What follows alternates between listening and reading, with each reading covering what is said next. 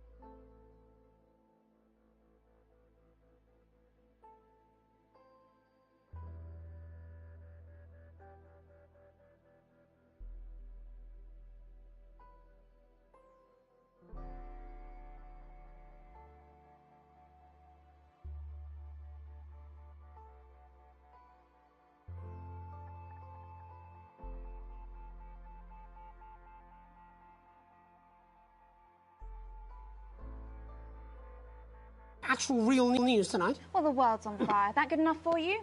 Going in 5, 4, 3... Good evening, I'm Jeremy Donaldson. Our main headlines tonight. Siege mentality. The World Council today established a military blockade to enforce the unjust and punitive sanctions now entering their 10th week.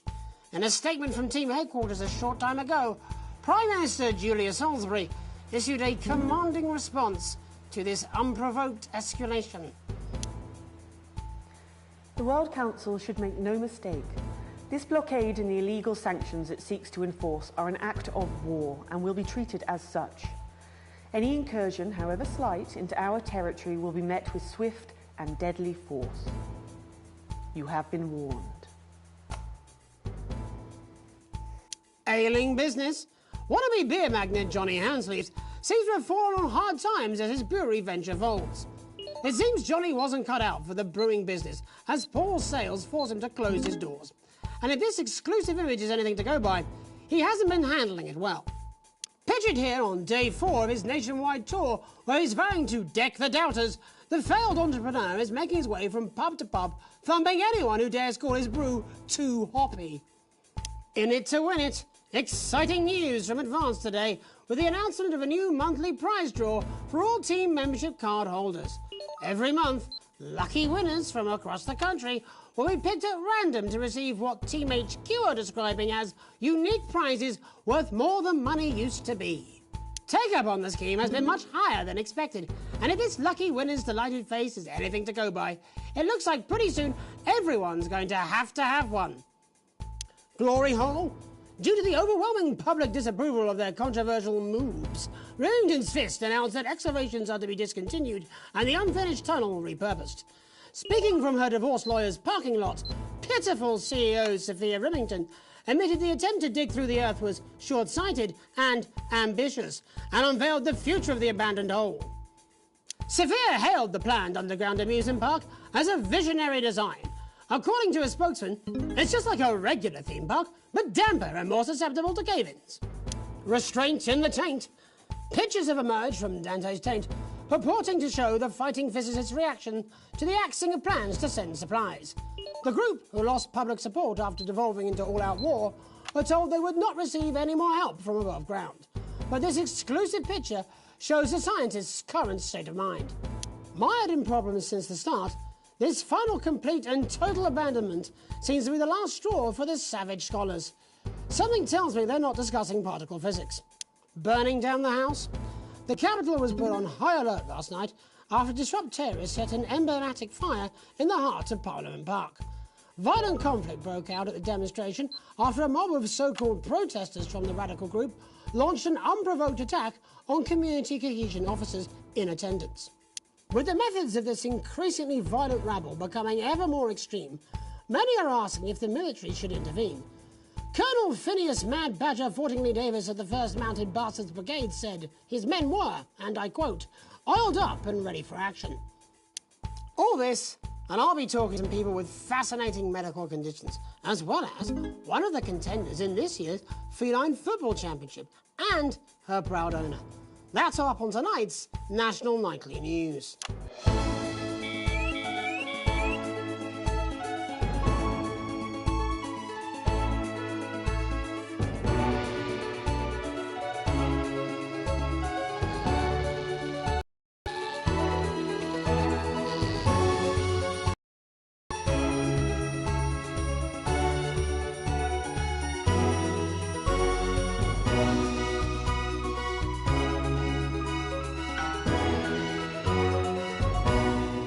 But first tonight, our team of correspondents has been dispatched to every corner of the country to see how the people of this great nation of ours are coping with this unprecedented hot weather. First, let's go to Megan Wolfe in Shining-on-Sea to see what the scientific community has to say. Megan, how's the weather there? It's absolutely glorious, Jeremy. Thank you for asking. I'm here with Dr. Anna Burns at the University of Princeford. Are you enjoying the weather as much as I am? Oh, yes, it's wonderful, isn't it? My eyelids are sweating. And you're part of a team carrying out a study into just what's causing this unbelievable heat, is that right? Yes, that's correct. Yes, we want to be able to reassure the public once and for all that there's absolutely nothing to worry about and that they can enjoy their sunstroke and fossil fuels in peace. You sound very confident about that. Oh, very much so. I can say without any hesitation, there's really no cause for any concern here. I've actually left my car running. So tell us about this experiment. Well, we take data from weather stations from all over the world, along with atmospheric samples, and we take all that and we feed it into this state-of-the-art computer, and very soon we'll be getting a high-tech readout of the results. Blimey, that sounds very fancy. I should just say, none of this would be possible without the generous support of Remington's Fist. This is all thanks to their unrivaled investment in our future, and may I just say, complimentary personal anecdote. Oh, here we go. And, as expected, everything is absolutely fucked. Hang on. This can't be right. Right, but obviously you said a second ago that everything is absolutely fine, so... Well, actually, under concern level, it just says, why, God, why? We should be celebrating these wonderful results, I think. There we are. We need to evolve gills within 40 years. You look thirsty. Here it just says, shit. Look at you. This is meant to be a celebration. Can't go around looking like that. Shit, there you go. shit, Much shit. better. Can I just say thank you again to Sophia Remington for providing all of this. Everyone, we don't have long. Time is running out. It's running out. Absolutely right. That is all we have time for. Abandon hope and return to the forest. Go! I'd like to thank Dr. Burns for just one opinion on the climate. The sea will reclaim us all. There you have it, Jeremy. Proof, if proof be need be, that everything is just fine. I'm Megan Wolfe, here with science. Back to you. Megan Wolfe there, attempting to do some actual news. Next, it's over to Robin Short, who's in Scritchford with some of the winners of this week's team membership lottery. Robin? Thanks, Jeremy. I'm here in Scritchford with Gary Failsafe, a janitor at the local school, and Amelia Jackhammer, an aspiring poet. Both of you were drawn at random from those who hold team membership cards to receive this week's amazing prize. How do you feel? Filled with fervent euphoria. Yeah, good, yeah. And all that we had to do was fill in a quick form or two. Wow, that sounds so convenient, but we're all dying to know. What have you won? That's right, Robin. I've won dinner with Julius Salisbury at one of the capital's top restaurants. Ooh, swanky. And I've been invited to Peter Clement's house to help him dredge the gutter in. That's absolutely terrific. You must both be over the moon. I've written a poem about it. So, can you tell me about the moment when you first heard the news? Well, I was battling against a particularly difficult floater, probably one of the sixth formers, when the headmaster came and found me. I was involved in a similarly brutal conflict with a particularly arduous stanza. So you were both polishing turds? No, I don't like to polish them. I like to keep them intact for my collection. Oh. How unexpected. I don't polish turds. I write poetry. Potato, potato. So, Gary... Do you think Peter Clement's going to let me keep the contents of his downpipe? There's no harm in asking, I suppose. Would you like to hear one? No, thank you. Gary, when you signed up for team membership, was it in hopes of winning the lottery, or were there other reasons? I like a flutter, of course, but no, the boss said I had to sign up to keep coming into school. Very sensible. It's important to know who we're trusting around our children. Oh, I have an unpublished book of sonnets about children. Perhaps you'd like to hear one. No! Or an anthology of haikus on the death of innocence. I'd rather hear about Gary's turd collection. Really? I thought you might say that. Oh. Oh. Are you all right? Yes, it's coming. It's inspiration and it's delicious. Right you are. Today on the show there's no news. Just a man who keeps multiple poos. Here, No. this big one's my favourite. See how it's fibrous, really lovely texture. Would you encourage other people to enter for their chance to win? Well, if it's colour you're looking for, take a gander at old Blue Eyes here. The national news lost its way when it covered some crap on a tray. Some of these are quite rare. Maybe that was unfair. And that's all we have time for today. Back to you, Jeremy. What a lucky pair they are. And finally in this segment, it's over to Patrick Bannon, who's gone to the smelliest town in the country to see how the unprecedented weather is affecting the locals. Patrick? Hello there, Jeremy. Hello, yes. I'm here live in Grizzleford, which has recently voted the smelliest town in the country. And I have to say that, you know, in this heat, the smell really is. I mean, it's something else. Barry Lardons, mate, you've lived here your whole life. How'd you put up with the stink? Well, we're just all very proud of our achievement, to be honest with you. You can tell that. Look at him, proud as punch. Do you know what it's like, son, being the second smelliest town? No, I don't. Living in the shadow of Arseminster. Those smug fucks. But who's laughing now, eh? Tell you what, not me, that's for sure. So what happened, mate? Right, the good people from Remington's Fist came in and saved the day with their factory. You're talking, of course, about the newly built flour factory. Yeah, they gave us this big presentation on jobs and growth. But as soon as we heard about the stench, we paid them whatever they wanted to put it here. Does the stink not affect your life in every way, Barry? I mean, perhaps if you're filling in a tax return or completing the physical act of love. It's strong at first, but you get used to it after several weeks of your first bout of sickness. The judges were very impressed. So, what's sickness? Oh, that's nothing to worry about. It takes a few minutes before you develop any symptoms. Now, folk are saying something about the production line and how they dump carcasses directly into the water main, but I think it's probably the fume valves on the high street. On the high street? Should I see a doctor? What are the symptoms? Well, the first one is asking stupid questions. Then folk experience a loss of inhibition. Fuck off, do they? When was the last time you brushed your teeth, you stinking old tramp? Next recording is a period of randomly bursting into song, followed immediately by delusions of grandeur. Oh, that's not really a problem, little song of my life. Hello, it's sexy Patrick Bannon, and he's wearing sexy shorts now. Oh my God, look at me. I'm like a stallion. I'm gorgeous, why didn't you tell me? I should take my shirt off. You know what? I'll even let you touch me if you want. That will be the bout of undeserved self-confidence. Love the Bannon, feel the Bannon. Oh, mate, what's the point? and the ennui. All that's left now are the hallucinations and unconsciousness. Nana Dottie? Was that you? Why are you made out of elbows? You know I don't eat opinions. Oh, don't worry, folks.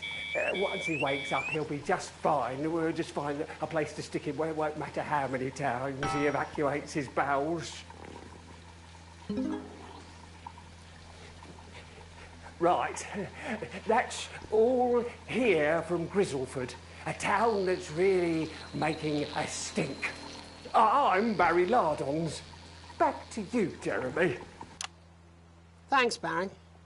With a naval blockade being set up around our coastline as we speak, when we come back, I'll be talking to 3 members of the general public who appear to be here purely for medical reasons. Don't go away. Unless, of course, you've got something better to do. We'll be back. This next section features a potentially controversial guest, and Barnes may request some censorship if he goes too off-topic. You've done a great job so far keeping everyone happy, so let's keep up the good work. It's done.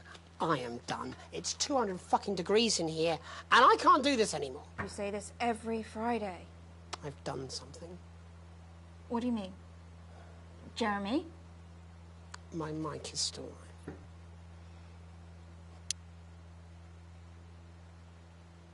Round of space refugees. Me too, Chad. But we spent all our cash there last night and won't have any more until the weekend.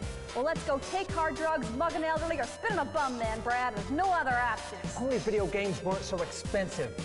There has to be a better way. Don't worry, young layabout. The RSA... That's what I'm talking about? Cat food? We should be doing an interview with the War Minister, or a report from Grentham Downs. Even the weather would be more fucking relevant than this. Jeremy, please, just breathe. It's just something light to keep people's minds off things. Exactly, which is wrong. People's minds should be very much on things. Christ, it's so fucking hot. Please take your seats as quickly as you can.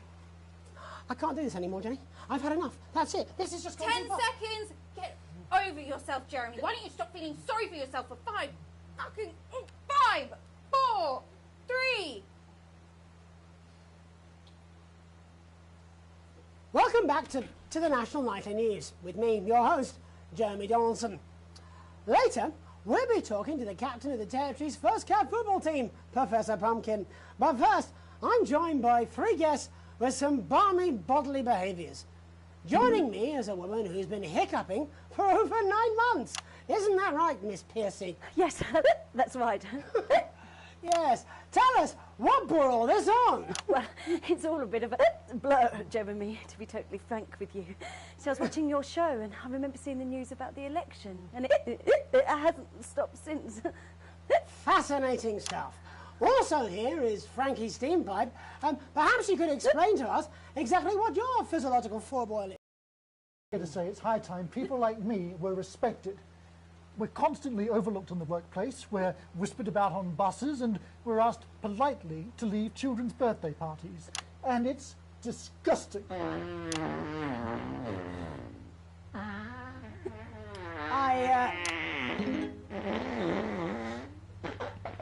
I'm sorry, my bowels have comic timing. And finally, I'm joined by a man who answers every question honestly, even when it isn't aimed at him. How do you cope with that, Mr. Truman? With a combination of booze, self-hatred, and hardcore pornography. Is that right? Not according to my therapist. Well, in that case, let's speak to Rose. Tell me, how does the hiccuping impact you? I get shushed a lot, which is hard. At work, they've asked me to stop answering the phones. It's really affected my confidence. Well, I find it really fucking irritating. Do people tend to believe your story? Fuck no. Actually, I've been surprised at how much support I've received. And Frankie, why have you come here today? Because my wife left me, and I was hoping that the fame would win her back. We've started a group for people with ailments deemed broadly comical by society. It's called Take Us Seriously. That's right. And we bloody well mean it. And who's joined so far? A bunch of fucking losers. It's just us so far.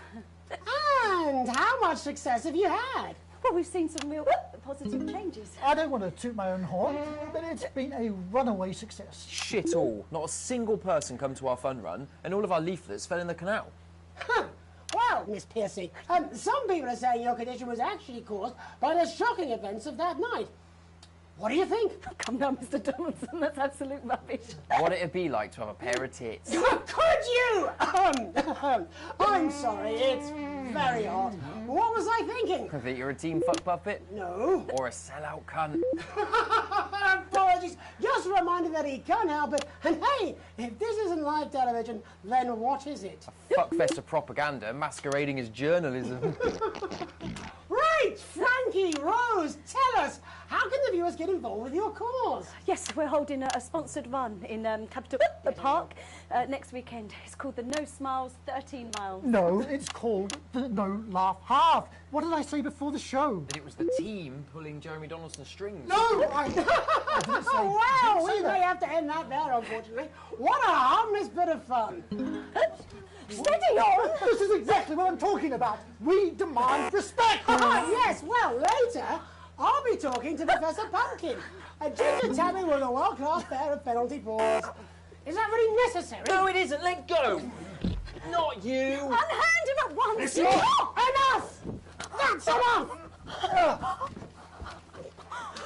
Enough! What are you doing? Try not to piss myself. Alex, cut... Don't you dare! Don't you fucking dare cut to the ads before I tell you to. Now, you in the broadcast centre, Bozeman's little scapegoat, you listen to me. You cut to the ads before I tell you to, and I will kill every single person in this studio. Jeremy, think about what I am thinking about what I'm doing. I've been thinking about it for a long time. We all should be. Christ, it's so fucking hot in here. Do you remember when we used to do the real news? Before it was all lottery winners and bloody cat football?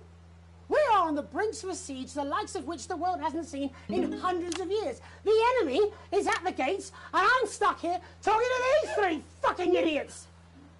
I think my hiccups have stopped.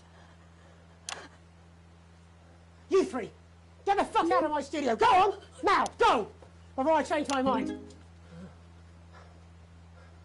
Jenny, lock the doors. Lock the doors. Yes, Jeremy. Now. Good. Yes. Now. Right then. You in the broadcast centre. Alex, you listen to me. You pay attention. Now, I'm sure you've already loaded up exactly what you're going to play in the commercial, but today is going to be a little bit different. Look to your right. Yes, really. Look to your right. There is a VHS tape, and I want you to load it into one of the machines, and when I say so, and not before, you play it. You've got about 15 seconds, so I wouldn't waste any time. Now, all cameras. Alex, I assume all of you won't be playing that tape. This station does not negotiate with terrorists. I hope I've made myself clear. You seem to know what to do. Every single thing that comes out of this studio is either one-sided or banal. We're going to show the other side for a bit. For a bit of fucking balance. Like the good old days. Alex, play the fucking tape. No, I don't want to hurt. Well done, Alex. From the station's perspective, you made the right call. I will not hesitate to start by killing this man. Now, reset the system for the third segment. I imagine the ratings are going to be through the roof.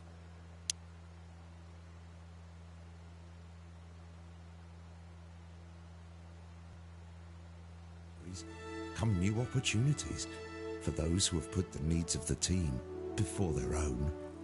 From this month, everyone who is registered for a team membership card will automatically be entered into a lottery to win life-enhancing prizes. And why wouldn't you register?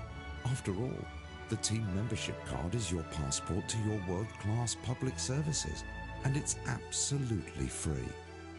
Just be sure to have your team membership card with you at What do you all mean they times. didn't play it? Why the fuck didn't they play it? Alex, what the heck is wrong with you? You had a chance to make a real fucking difference! Jeremy, calm down. You fucking calm down. How long? 8 seconds. You. What's your name? Andy. Of course it fucking is. Jeremy, put the gun down, please. How long? We're going live now. Welcome back to what's left of the National Nightly News. Our main story tonight, There is a fucking massive military blockade being set up around this country. We are surrounded and outgunned, as incidentally am I. Now, I have asked for all the security doors to be locked, the studio doors to be locked, but security is on its way. So, I doubt we'll have much time. But while there is, let's try and do the fucking news. Our first guest tonight is Jenny. She works here in production, and earlier today she told me she put forward several news stories. Older viewers will remember those, but they've all been rejected. So tell us, Jenny, what's somehow less important than Barnum and Bailey's Amazing Shit Circus and Commander Pumplenuts, the fucking cat footballer? It's Professor Pumpkin. Really, Jenny? There isn't much time. Come on, just one real news story. I don't know, I can't think. I'm trying. Christ! You haven't even taken into public ownership yet. I mean, might as well be run from Julia fucking Salisbury's no doubt immaculate kill room. You want to leave her alone? And this gallant knight, in slightly shattered armour, is Andy. He's a CCO.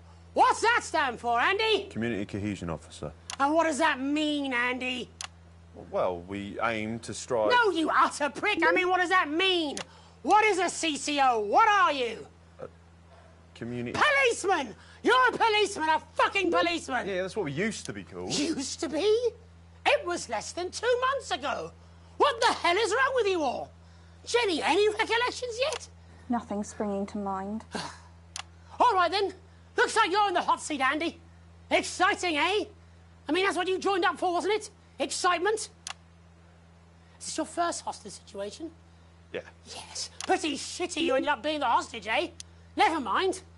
How many people have you arrested for not carrying or having their ID cards? Well, firstly, we don't arrest anymore. We invite for consultation. And they're not ID cards. Don't be a bellend all your life, Andy. You know what I mean. Answer the question. Well, it shouldn't have to be a big deal to prove who you are. Only the guilty have something to fear? Well, yes, actually. How desperately naive. Look, I'm just a police officer. CCO. Just following orders? Oh, come on, mate. That's not fair. It was rhetorical. Jenny, ready to spill the beans yet? Jeremy, please stop. I'm scared. Alex didn't even play your tape. This is pointless. It's over. Jeremy.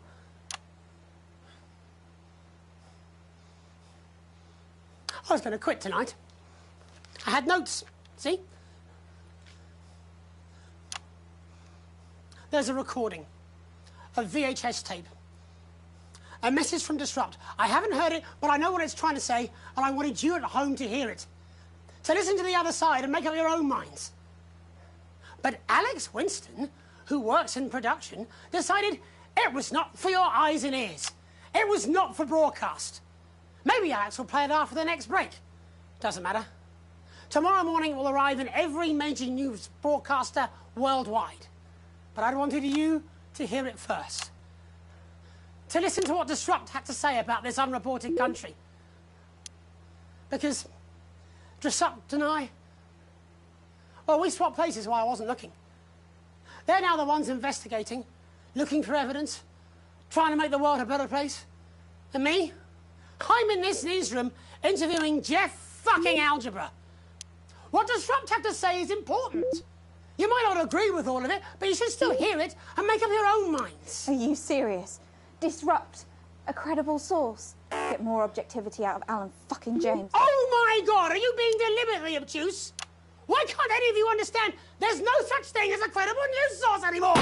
Aaron, shit! Aaron! Oh shit, I'm sorry, I didn't mean to. He's bleeding. It's in his shoulder. First aid! Whoa, we need first aid. He doesn't need first aid, he needs a fucking ambulance. Paramedics. There'll be paramedics for the security. Unlock those doors. No! Don't do that! Jeremy, he's bleeding. He could die. Yes, but if you open the door, that's a gift. How did you think this was going to end? Why are you even here today? It's supposed to be your day off! My date cancelled. I thought it'd be more fun to be here than moping around at home. Truth be told, I wanted to see you. Being annoyed with you is like wearing a comfy jumper. I think that's the nicest thing you've said to me. Let's not make it the last. Right. All of remaining cameras on me. In a minute, I'm going to ask Jenny to unlock the doors. Now, only Aaron, our cameraman, can get the medical attention he needs. I should imagine I'll get arrested for this. It wasn't the graceful. I had a speech. I was meant to be resigning with a flourish of honour. A last hurrah! I was going to wish you all one last peaceful night. Can't see that happening now. Still, I want to have one last stab at the news before I go. You see, there's so much more we're not telling you. There's large groups of scientists, and they're testing something. Something loud and something... What was that? I didn't see it over there. I didn't Please, shoot him. Stay back, please. Mr. Donaldson, Stand you back, have Jenny. 10 seconds to lower your weapon. If you do not comply, we will open fire. God, 10. cut to the ads! 9. Alex, cut 8. to the ads! 7. 6. For God's 5. sake, put the gun down! 4. 3. 2.